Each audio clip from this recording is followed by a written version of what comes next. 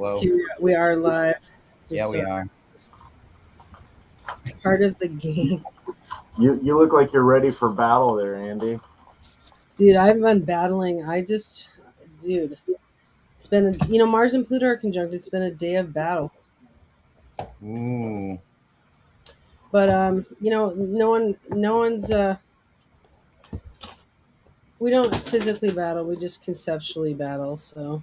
Are people battling back at you? Yeah, there's a few. I was Yeah. ready for the protests outside my house, but it never happened. No protests. Well, that's good. Yeah, I did ask the question online today of should we have kids at Moira Press events? That was another thing. Oh, interesting. Since we're in the busy point of writing contracts, I figured that would be another thing we could write into the contract of like, do we want kids at events? Oh, right. It's true because then who gives consent for the kids too? And then do other adults consent to acting restrained when kids are around? Yeah, totally. Hmm. Figure we could just cover all the things. Right on. Look. Oh my god, that look is looking so cool. It's getting there. I think her face is too wide, though. Do you think? Maybe Her a face is little. a little more narrow. I kind of like it. I mean, it's really. It'd be hard to fix, so I like it. Well, it'd be cartoonish. It's cartoonish to be wide like that. Yeah, But it's not hard to fix. You just pull them out and put them in somewhere else. Yeah, but you'd have to move the eyes closer together. Yeah. Or maybe it's like it could be more oval. Cut this part in more. Yeah, interesting. I don't know. Yeah, I mean, it's always like with the beats, if I take stuff out and re-string it, if I don't, I look at it for a while and I'm like, do I like it or do I not? And then I ask like 13 people and then I change it sometimes. Yeah. Well, I think that's what I'm in the middle of doing right now. Yeah. Yeah. Right. Anyway, I'm going to put this down because it's now time for magic. How was your day off, though? Oh, it was great. I love Saturdays. It was real chill. I did some hacking. Got some points up there on the leaderboard. I'm on the Platinum League now. And so you have to like keep getting points so you don't get dropped to the next league. Like the top 7 advance to the next higher league, or I think maybe in this league it's 7. And then if you're in the bottom 5 or something like that, you get dropped to the lower league. Do you ever do hacking, Shane? Not really, no. How are you, Shane? I'm still sick and my throat kind of hurts, but I'm doing all right. How are you doing? Your awesome outfit. Are you excited to be in our magic gathering? I am, because I'm totally using it as an excuse to tear open a bunch of magic cards. Ooh, an unboxing episode too. Little bit. I'm getting ahead of that. I've been working on it for a while now, but I still have a few more to go. Wow, that's a lot more to go. Oh, were you being facetious? Yeah, a little bit. Yeah, right on. That's awesome. So, I have opened up a bunch already. Oh, without us? Well, I thought this was a show where we're going to be going over like creatures and how they battle and stuff. So I need to get creatures ready to go. I'm getting my coffee. It's on the other side of the room. All right, I'm back.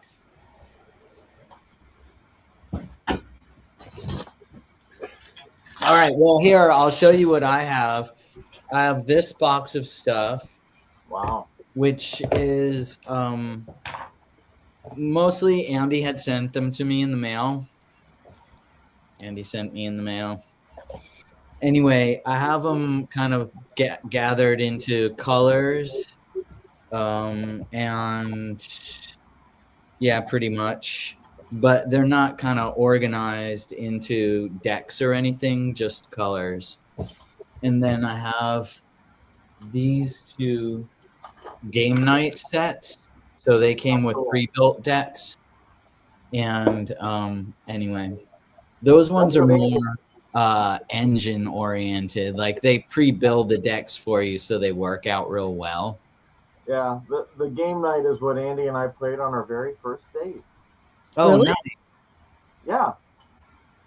You brought game night, and then we picked decks from that and played those. It was probably this one. Did I send you that? Did you send me this? No. Yeah, no.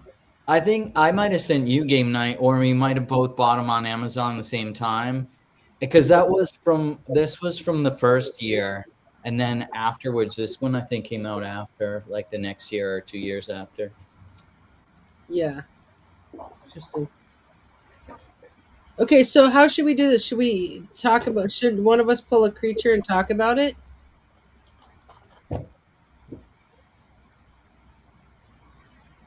Sorry, I'm fact checking.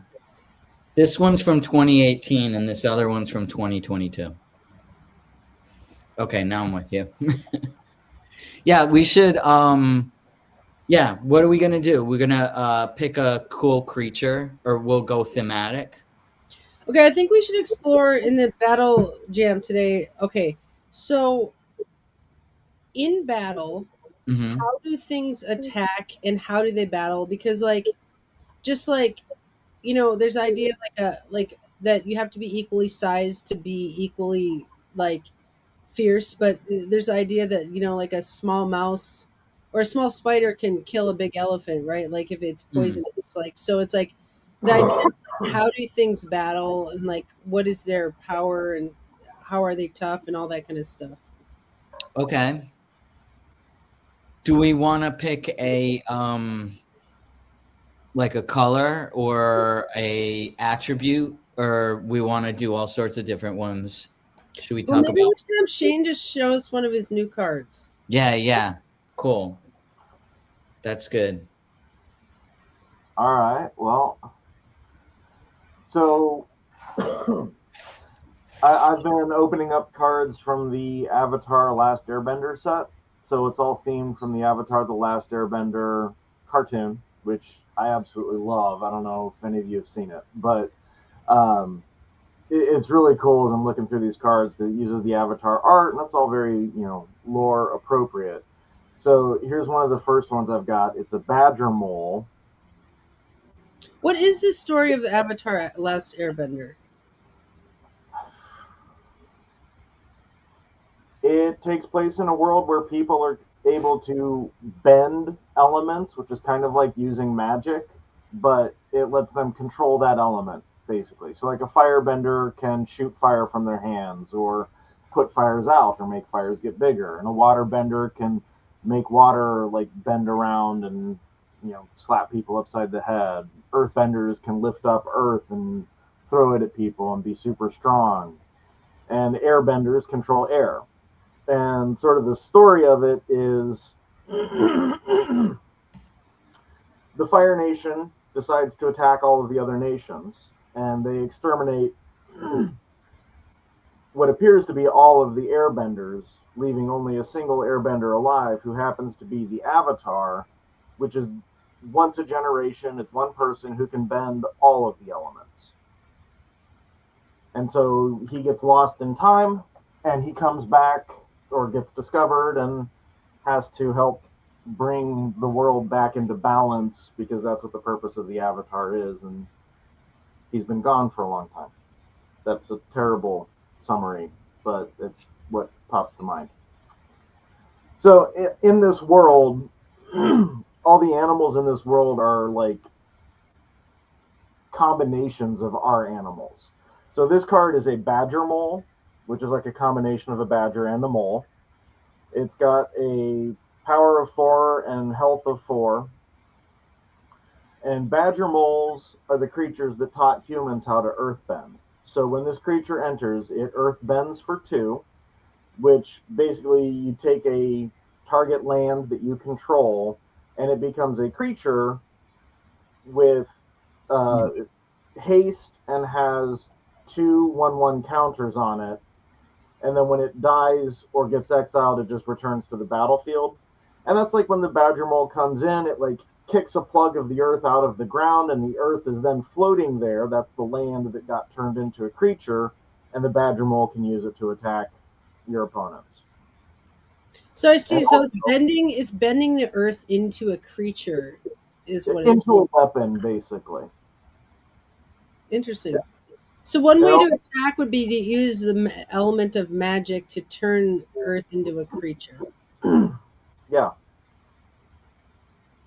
Can we see the picture on it? It's kind of hard because having the light on enough for me to be able to read makes it very glary, and my camera kind of sucks, so it doesn't focus very well when things get close. Interesting. So earthbend is a mechanic it has? Yeah, there's a mechanic for each of the element bending in this set: earth, fire, air, and water.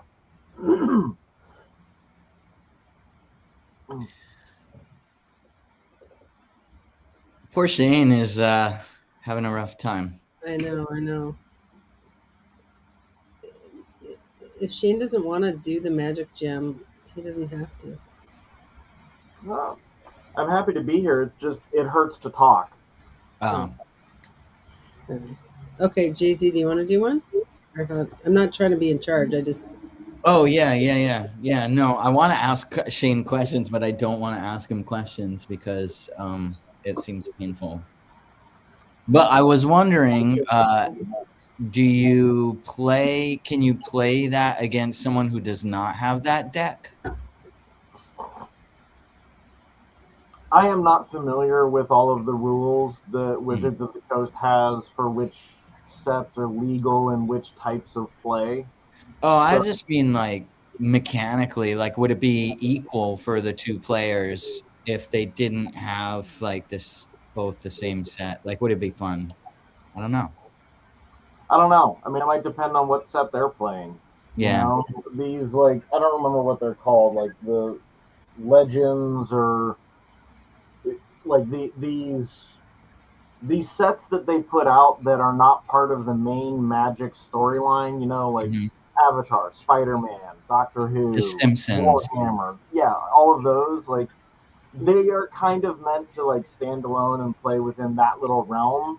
But when you mix them with regular Magic stuff, they still work. It just might be a little unbalanced depending on what they're playing against. Yeah, okay. That makes sense. That's what I was wondering. All right. Well, cool. Let me find a good creature. Oh, wait.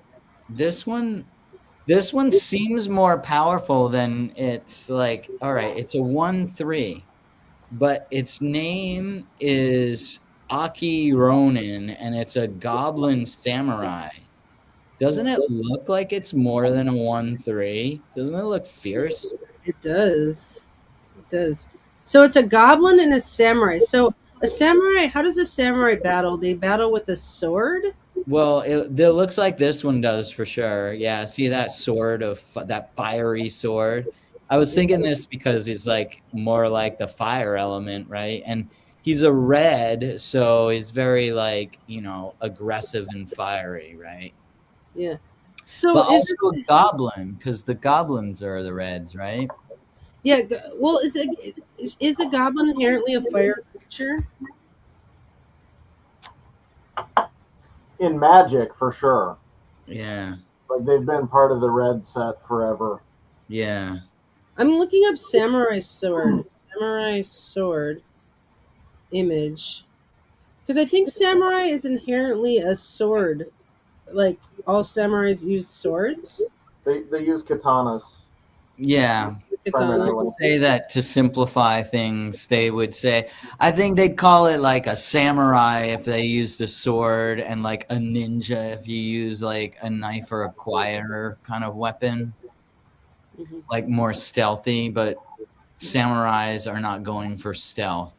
But I mean, didn't samurai fighters always have usually have two swords? Or actually, I think there was one samurai who kind of invented that, the guy with the five rings guy.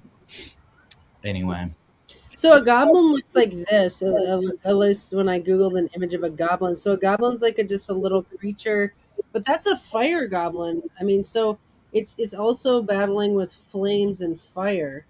yeah. So I wonder why he's only a 1/3. Don't you think he should be more than a 1? Well, at Anyway, least with the picture, maybe he looks fierce, but he's not very fierce. true. All right. Anyway, and this guy, when a What, Shane? Oh, sorry. Goblins tend to be small and physically weak, so he looks fierce, but maybe that's why he's only a 1. But does he have any sort of abilities or like synchronicities with other cards that make them more powerful? Well, this says whenever a samurai or warrior you control attacks alone, you may discard a card, and if you do so, draw a card. So that's its mechanic. But yeah, I get what you're saying, Shane. Like maybe often the thing about the goblins, see, this is just a regular goblin, another goblin creature, right? But you have lots of goblin creatures, and they seem to be have a community of them. There's often more than one. Yeah. And they're usually fairly cheap to bring out, right? Like they don't take a lot of mana to cast. Yeah, this guy, this 1/3 takes 1 red, 1 uncolored. Yeah, so you bring out a lot of them, so you've got a horde of little weak creatures rather than a bunch of super strong creatures. Yeah. So what does it say on the Goblin Samurai's card again? His name is Aki Ronin, and it just says whenever a samurai or warrior you control attacks alone, you may discard a card, and if you do so, draw a card. So they let you swap out something from your hand. Interesting. So he gives some special power to others by being. Yeah. Okay. Interesting. Okay. So do you think? Okay. Well, how would an earthbender and a samurai do in a fight? The Earthbender would probably win. Well, I guess if you were going to bend the earth into something, you could bend it into whatever you wanted, which would be like some huge scary thing. Or even just a boulder to like smash the goblin with. Well, the goblin could be agile, though, It's true. Mm-hmm. Especially if it could be like a kind of small and lithe, goblin, or I don't know. That's actually true. In the combat manual I read, it was talking about one of the ways to get out of combat is to get into small places or move quickly away. And so I think that is part of being strong in battle is moving quickly and putting yourself in positions where you can't get hit. Why don't you lay us a creature, Andy? Okay, I'm just gonna draw one from this deck. I wonder where Jenna is. Maybe she's mad because we were talking about the kids not being on the show. Okay. Air Marshal. Okay, here's a human soldier. It costs 2 to put out, and it's just a human guy, soldier. And it looks like he's got something in his hand, like it's a, I don't know, what do you call that? It's a something. He's called an air marshal, so he's bringing something with him in the air, like that. And it says you can pay 3 and a target soldier gains flying. Oh, I see.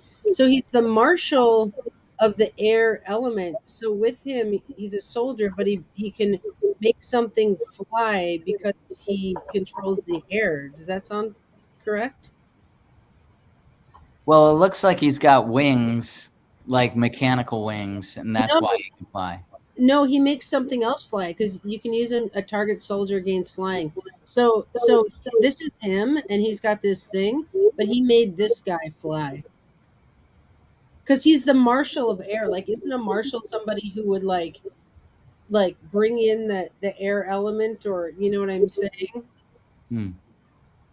What does it mean to marshal something? I'm gonna look it up. Yeah, Like a it's, law keeper, like a sheriff.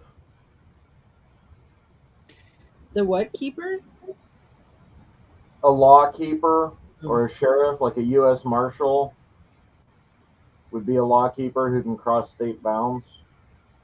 Yeah, an officer of the highest rank in the armed forces, a federal officer.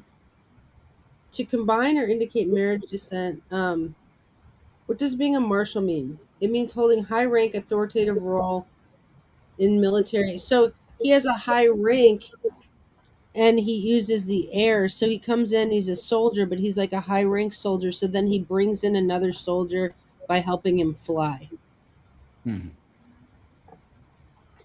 How do you get ranking in the military affairs? Like, how do you go up rank? It's like getting promoted in a business. Nice. I guess the lesson of this is if you want a battle, you can always like bring in another soldier or a wingman. Oh my god, it's literally a wingman. Yeah. That's his wingman, right? It's so real.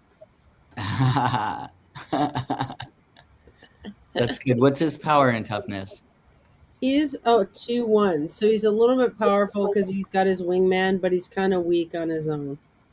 Hmm. Hmm. Interesting. Shane, do you want to talk or not talk? I'll talk. So this is an interesting aspect of this deck, or this set rather. They brought back sagas. So a saga is a card that you play, and it has different things that happen on like each turn after it comes out. And then when that's done, whatever the final thing happens. And in Oh, right. these cards, it flips over and becomes a creature. Mm-hmm. So this is the saga, The Rise of Sozin, who's the Fire Lord. On the first turn, it destroys all creatures. Total board wipe. Second turn, you choose a card name, search target opponent's graveyard, hand, and library for up to 4 cards with that name and exile them. Then that player shuffles. On the third round, you exile the saga, then return it to the battlefield transformed under your control. And the transformed saga is Fire Lord Sozin, a 5/5 legendary human noble creature who has Menace and Firebending 3. And I think Firebending is that whenever you attack with the creature, it generates that much red mana, which you can then use to like activate creature abilities. And whenever Firelord Sozin deals combat damage to a player, you may pay X. When you do, put any number of target creature cards with total mana value X or less from that player's graveyard onto the battlefield under your control. Wow, So- this seems a little OP. Well, he is literally the big bad of the entire series. So, like, he is the bad guy. Oh, So, yeah, wow. that is a super powerful card. Hmm. What does it take to put him out? 2 black mana plus 4 mana of any color.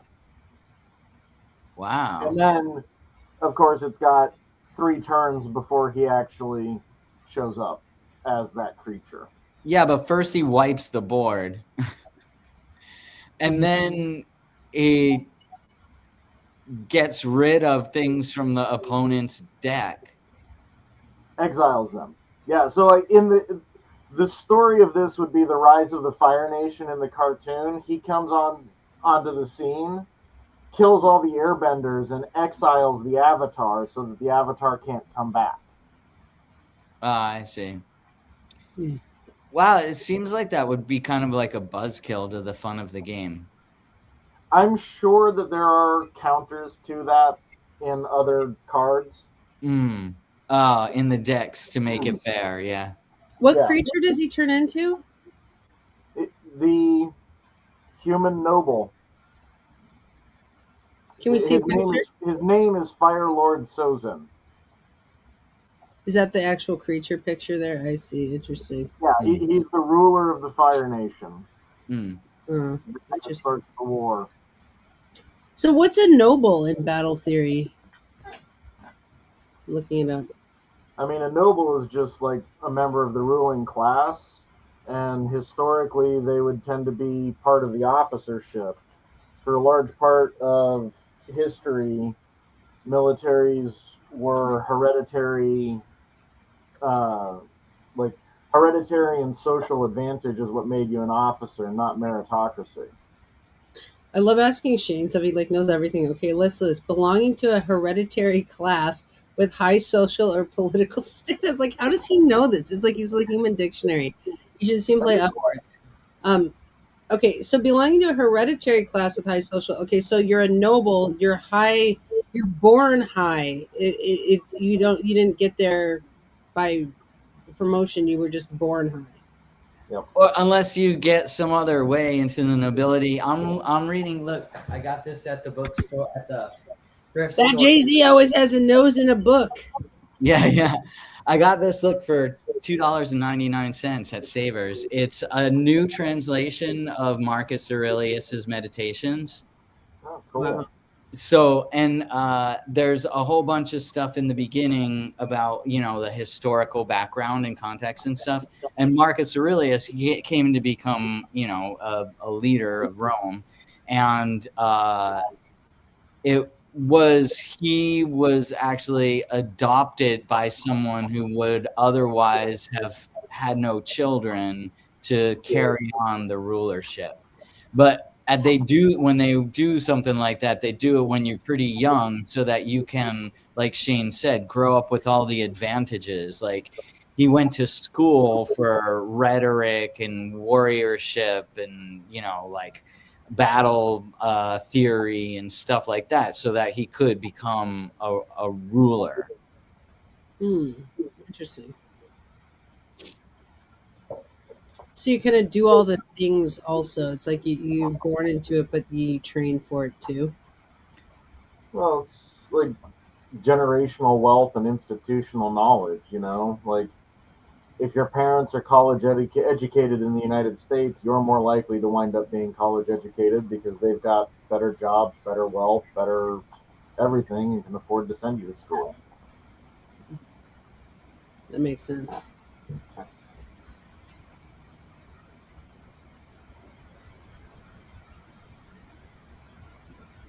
Oh, here's a card for you, Andy. Just open this one up. This is cool. This is a canyon crawler. It's a spider beast. Oh, dude, I'm a spider beast. That's my spirit animal. Can we see it a little closer? Oh my god, I'm a spider beast. Okay. Oh my god. Okay, so what does it do? It is a 6/6 creature with death touch. Ooh. And when it enters, create a food token. Food is an artifact that you can pay to, tap, and gain 3 life. And this has Swamp Cycling 2. You can pay 2 mana, discard this, look for a basic swamp card, reveal it, and put it in your hand. So you can discard me and I'll turn into a big swamp land. If you get sick of me, you can you can just get rid of me and then have some swamps. Dude, if that is me, I'm tough though. I'm 6'6". And anything that touches you dies. What is it? It has death touch. Oh yeah, so yeah, that might be true. I would never kill something though. It has reach. Does it have reach too? Usually spiders have reach, right? This one does not. It's a ground spider. I All right, JZ, I think it's your turn. All right, here's one. I think you'll like to look at the picture. Oh, yeah. It's called Cathartic Reunion. Oh, I love that card. Look at them. They're hugging. Yeah. Well, there's hugging on the battlefield. That's weird. Well, as an additional cost to cast this, you have to discard 2 other cards. But it lets you draw 3 cards.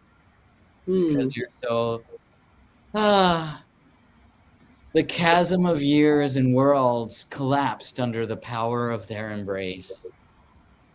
Wow. So that's like when you battle somebody and then you get back together?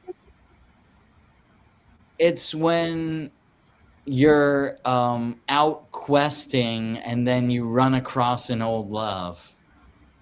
Oh. Wow. That's cool. Dude, I just saw Billy. That was what that was like. It was a cathartic reunion. Was it? Did you have to pay through to pay 2 cards but be able to draw 3? Yeah, proverbially. I did get kissed on the cheek. That was fun. But I want to go back to the 6/6 spider with death touch. Yeah. Which speaks to our earlier conversation today about how a tiny spider can kill an elephant. Because a death touch creature, if it like bites you, and the reason that the spider has death touch is because it's full of venom, and then if it bites the elephant can die even though the spider's tiny. So yeah, it's true. Yeah. All right, I'll draw another one. All right, lay it on us. Lord of the Accursed. It's a zombie. Whoa. That's the Lord. It's a Lord. Okay, what's a Lord in battle? Okay, 2, 3. Other zombies you control get 1/1. Oh, I see. So it's the Lord of the Zombies. And when this thing comes out, it's like, oh, and then the other zombies get stronger because the Lord is out. Yeah. And it's only 2/3, so he's not built for fighting. Okay, interesting. But it makes everything else stronger. And lets everybody else fight. He stands in the back, I think, that guy. Yeah, interesting. And you can pay 2 and tap it, and all zombies gain menace. So this is the Lord of the Zombies. Like, all the zombies are stronger because the Lord's out here. And if it says, go, you have menace, go, it means that, like, this Lord can make a decision for the whole army, and then they all go. Yeah. Yeah. And they all have to engage because any creature that can go against it goes against it, right? That's what menace is. It cannot be blocked except by 2 or more creatures. Whoa.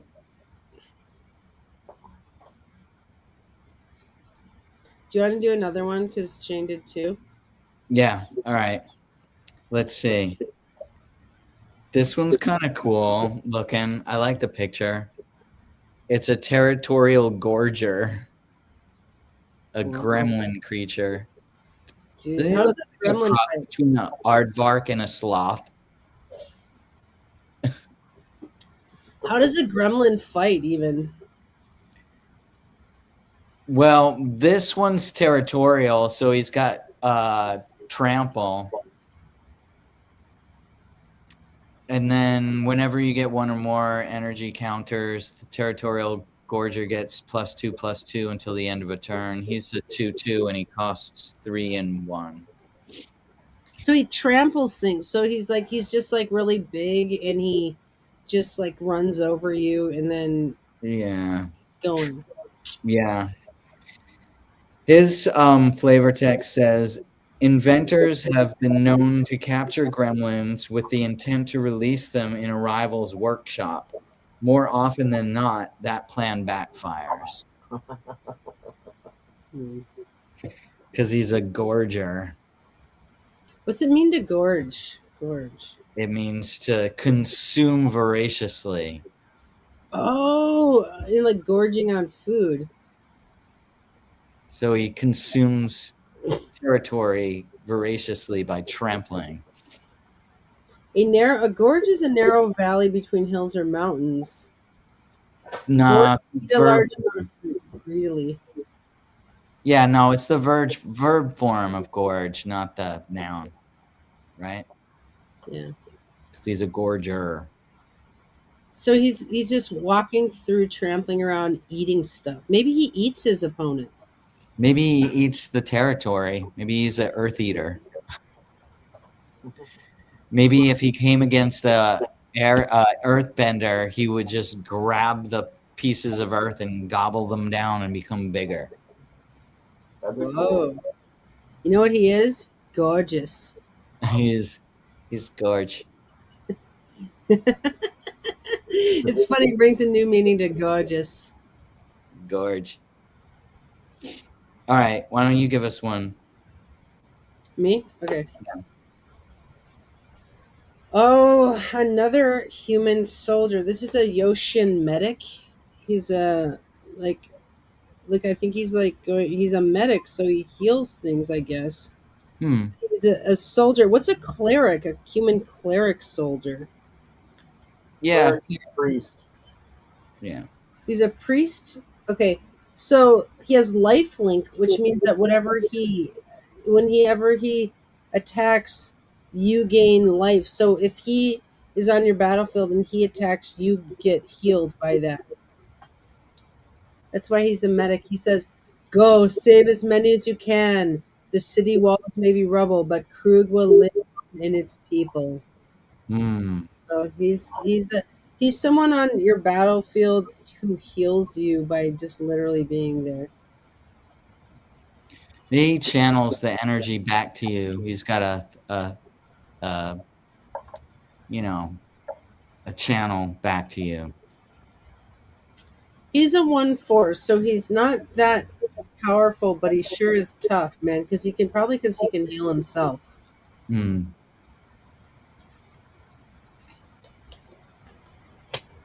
Healing is something in battle. Like you can go into battle, but then you can be healed by things like, a trauma therapist could heal you.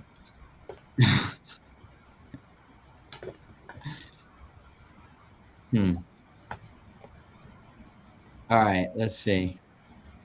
Shane, do you want to take a turn or no?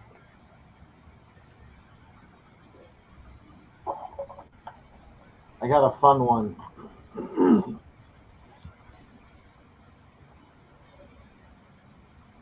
This is a Rabberoo troop. So, combination of rabbit and a kangaroo, and he's hopping away there with a bunch of cabbages in his mouth.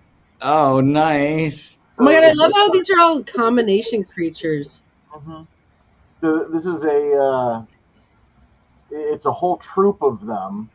So it's 3/5 for power and toughness, but it has landfall. So whenever a land you control enters, this creature gains flying until end of turn, and you gain 1 life. Wow. That's Wait, interesting. say that again. Whenever a land you control enters, this creature gains flying until end of turn, and you gain 1 life. So why does the land entering make it fly?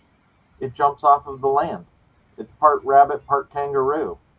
Oh, it jumps. It's a jumper. Yeah. So kangaroos battle by kicking you in the face. They do. Or boxing, right? Do they punch you? Or do they kick you? They mostly kick, from what I remember.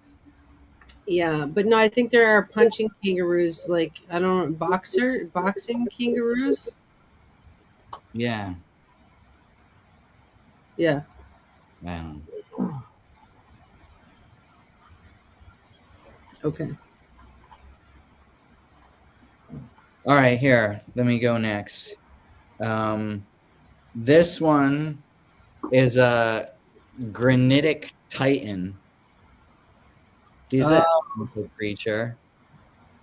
So why is a granite fire?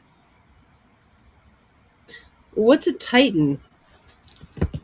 a titan in the myths of Greek and the Greco-Roman myths. They were the parents to the gods, the titans, and then the I think it was Hephaestus, the god of fire, like put the titan, like they defeat anyway. I forget why or the story, but the children of the titans ended up defeating the titans and locking them away or whatever, and so that they could rule instead. Am I right, Shane? Does this sound Yeah. familiar? The as the gods were born, the Titan Kronos was eating them, and then their mother hid away, I think, Zeus, Poseidon, and Hades. And the three of them managed to grow up and then come back and defeat their father and imprison him, or tear him apart and use his body to create the world. Oh, yeah. Scattered them across all the world in order to, get rid of them. Yeah. But generally, Titan just means big and powerful. Like Andre the Giant was a Titan. Yeah, it says a person or a thing of very great strength, intellects, or importance. Because you could be like the astrological Titan, which is somebody of great importance in the field. Like, why was Andre the Giant a Titan? Because he was just a huge wrestler. Huge and strong. Oh, okay. Stephen Hawking would be a Titan of intelligence, Titan of physics. Interesting. Well, Titan of industry. People this who build one's Jay-Z would be a Titan of hacking. yeah. This one says, "That's not mine. Run!" So he's huge and he's made of rock. So what's his power and toughness? 5'4". So he battles by being huge and tough and just physical. Yeah, and he costs 4 and 2, so it's just a big guy. Yeah. He's got menace as well. Mm-hmm. I mean, but you kind of would have to defend him with 2 things anyway. He's got 5'4", but then he gets to decide when you have 2 things defending, right? Does the attacker get to decide who takes the damage first, or the defender? I think the attacker does. Wait, if you attack. Wait, say that again. If you attack what? Say he attacked and then 2 defended him. Would I get to decide how his 4 was distributed across the 2 defenders? Or his 5? Yeah. Sorry. I'm not really sure when there's 2 defenders how that works. I forget. Shane's looking it up, it sounds like. Yeah. His keyboard's as loud as yours. Beep, boop, beep, boop, beep, boop, beep. The internet says... it says the attacker chooses the damage assignment order. But, wait.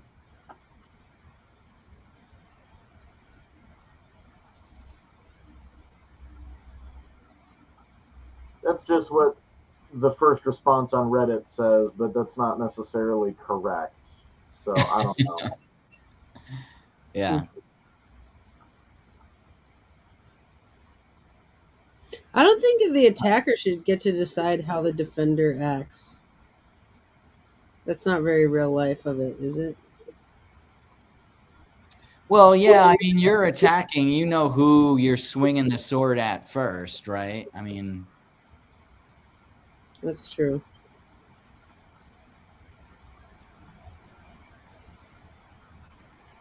All right, anyway, anybody in the chat can let us know. Yeah, no one's here.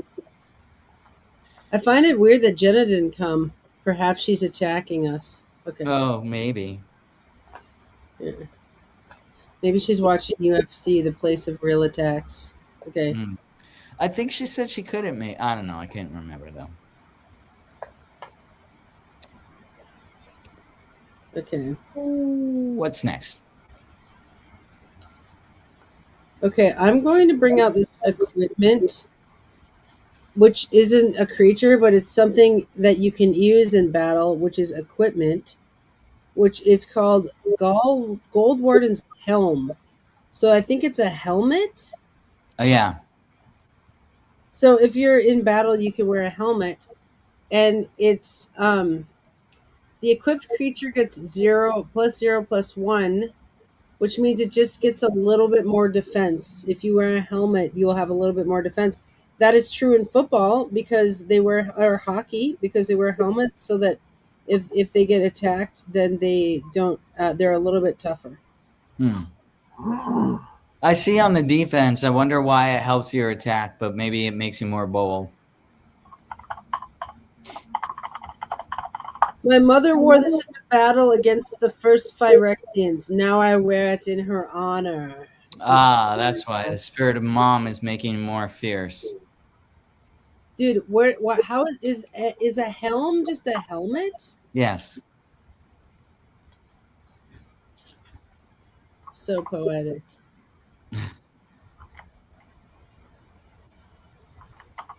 All right, here, let me show you something else then. Unless Shane, you want to go again. So I'm defining a helm, a tiller or wheel or equipment for boat. I guess it's a anyway. I don't know, but maybe that's their poetic way of saying helmet. Yeah, yeah. Well, they don't mean like the captain's at the helm. You know, that's like the wheel that you're steering. Yeah. All right, here, I got another one. I'm trying to kind of show all of the different kinds of creatures there are in the red deck. Anyway, this one is called Defiant Kenra, and it is a jackal warrior creature. What do you think about that? It looks like a jackal. What's a jackal? I'm looking it up. I want to hear what Shade says before I look it up, though. A jackal? They're I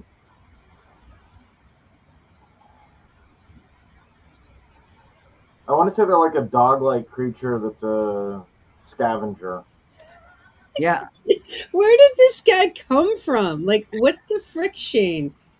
A slender, long-legged wild dog that feeds on carrion, game, and fruit, and often hunts cooperatively. Shane has Mercury on his ascendant in Virgo. Ah, nice. He knows everything. Yeah, that's awesome. All right, this guy says, there were those who saw the death of the gods and the city's collapse as a final test of worth. Some believed it meant the god pharaoh had been killed. Only a few realized they had been deceived. Oh, yeah, they're also associated with ancient Egypt because one of their gods was a jackal-type creature, if I remember correctly. Why is he defiant? Why is he defiant? Because he's one of the few that realizes they've been deceived. So he's not going with the program there. He's like, wait a minute, no. Interesting. Defiance. Defiant Kenra. What do you guys think of defiance in general?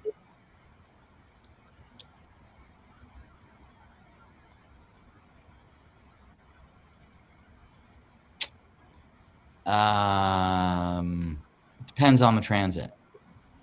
Yeah, it really depends on the situation, right? Like who's being defiant about what and why and what the situation is. Yeah. I think defiance is probably healthy.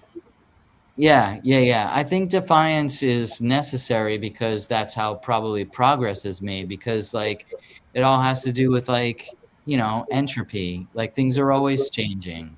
So there always needs to be the spark of defiance to change the status quo, right? So it seems natural.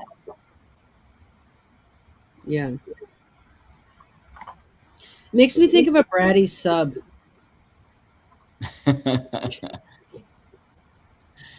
That's not defiance, I don't think. So yes, the attacker gets to decide which of the blockers takes its damage first. I see. Right on. And then it carries through if there's leftover to the next one. Yeah. Well, you get to assign how the damage goes. So, like, if you have a 4/3 creature that's attacking, and it's getting blocked by a 2/3 creature and a 1/1 creature, You can kill them both. give 1 damage to the 1/1 creature, and then 3 damage to the 2/3 creature, and you would kill both of them. But then because you're getting blocked by a power 2 and a power 1 creature, you'd take 3 damage and your creature would die. So you could do it that way. You could also, if you wanted to, just give 4 damage to the 1/1 creature, and then you would still die, but the defender would keep their 2/3 creature. I don't know why you do that, but you could. Right. Maybe Well, that 2/3 creature has like an on-death ability that you don't want to trigger. Mm-hmm. But it does say that if your creature has trample, you have to defeat all defenders before it carries through to the player. That makes sense. Yeah. And then it probably gets a little more complicated with first strike too. Oh, sure. If that enters the mix. Yeah, because who strikes first there? Yeah, it would really definitely change the game there. I would think that the first strike would get to decide that they go before the person who was controlling the others.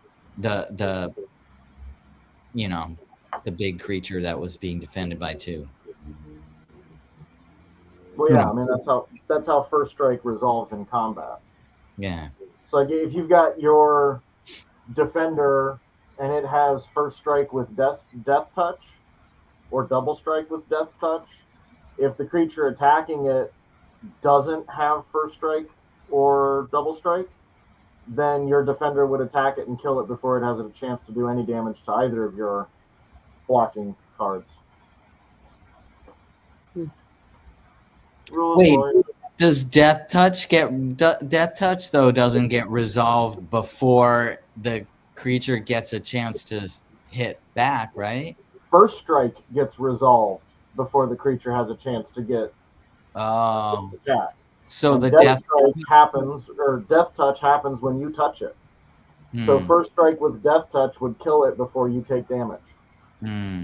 Interesting. All right. Well, cool. Is it my turn or is it Shane's turn? You guys, I like when the computer programmers get into the technicals. I just fade out. I'm just like, I don't know. All right, yeah, keep going. All right, I got one, you guys. It's a dragon. How do dragons fight? Flames out of their mouth. Oh my god. However they want to. You can tell them no. Oh my god, that would hurt, man. What's this one called? If a dragon did this to me, I would put my incense out so that it lit my incense. It's called Ancient Hellkite, and it's a 6/6. So it's as the spider's as strong as this thing. Oh wow! It seems like it should be able to toast that little spider. Well, he can fly, so he could fly over the spider and toast him from up top. Yeah. You know. Yeah. You can pay 1, and Ancient Hellkite deals 1 damage to a target creature defending player controls. Activate only if the Ancient Hellkite is attacking. So what happens is it comes in attacking like this. You can pay 1, and it goes, and it like breathes on something while it's attacking. It's huge though. Wow. Wait, say that again. You pay 1 and it what? It deals 1 damage to a target creature the defending player controls. So some creature down there, it's coming at you, and it's like yeah. It picks off a knight or something. Yeah. Nice. Oh, that's cool. All right, here I got another kind of creature too. This one's a Hellion. This one's a Lathnu Hellion. A Halion. Is that a Halion? Oh, it's a Hellion or a Halion, I wonder. Is it sun-based? Hellion. Hellion. It's just a Hellion, like A little hellion. Yeah, when it enters, you get 2 energy counters, and at the end, you gotta sacrifice them or pay. But it's a 4/4.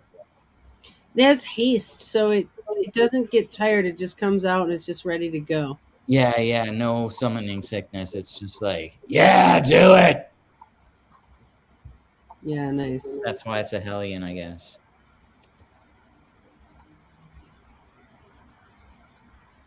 All right, what else? This one has cool artwork. Ooh, that is cool. Is that a dragon? Scorpion? Sort of. It is the Unagi of Kyoshi Island. So it's a legendary serpent. It's 5/5. It has flash. It has ward and waterbend 4.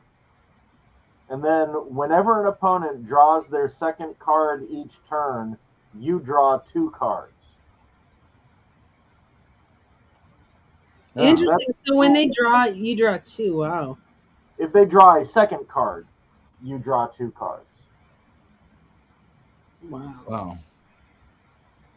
So it's a Wait. serpent. What's flash again? Flash lets you play it as if it were an instant. Oh, I see. So you can do it anytime. Yeah. How does this serpent fight, or how does it attack? Well, it looks like it's spitting water at you. So it doesn't breathe fire, it spits water. Wow. And I guess it's a serpent. It could like wrap around you and hug you to death, Aww. like a constrictor. Hug you to death. It's so romantic.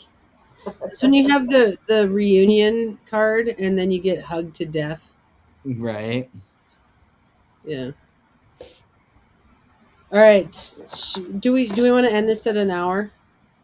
Yeah. Should do one more. Okay. Make it good. Elf druid soldier. Citadel stalwart. Okay, a stalwart's an interesting kind of soldier where they just don't quit. They just are. Isn't it a stalwart like somebody who's just relentless? Yeah. Yeah, yeah. Dude, I'm a spider stalwart. That is so me. Are you a spider stalwart or a stalwart spider? I think I'm a spider stalwart because first and foremost, I'm a stalwart. Mm. But isn't a stalwart somebody who just like relentless? I'm gonna just look it up. Yeah, I think so. Define stalwart: a loyal, reliable, hardworking supporter of a participant in an organization or team. So it's like you're just loyal and constant, and you're just like. So this elf druid is like just constant. It's not very strong. It's a 1/1. But he's dependable. Yeah, you can tap him to tap an untapped. You can tap an untapped artifact or creature you control and add mana. So he actually you can use him to add land. Basically, he like adds money to you, Interesting. and money helps in battle because it helps you get other things. Yeah. Yeah. All right. Well, that was a good show of our hands. Shane, thank you for playing with us, even though you were sick. Of course, this was fun. Gave me a good reason to tear through my avatar cards and open them up. Ah, Yeah. nice. Hope you got some good ones. Not quite done. Still have a few more packs. Oh, that's awesome. Interesting. All right, Jeezy. Well, thanks for doing this. I will see you tomorrow at noon 3. Yeah. All right. I'll see you tomorrow. Bye. Well.